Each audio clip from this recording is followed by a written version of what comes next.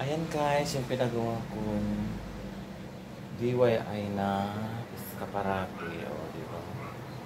Pinag-displayhan ko na guys kasi yung mga gamit namin is kalat-kalat. So ngayon, very organized na. O di ba? Sarap sa pakiramdam, maganda sa mata dahil very organized. So guys, di ba guys? Meron na akong DIY na lagayan.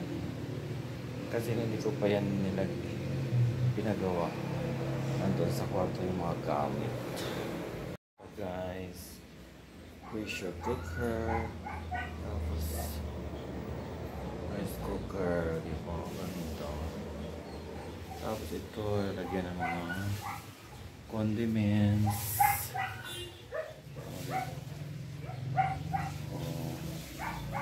Well organized na guys ang aking lagayan. Hindi na masakit sa mata.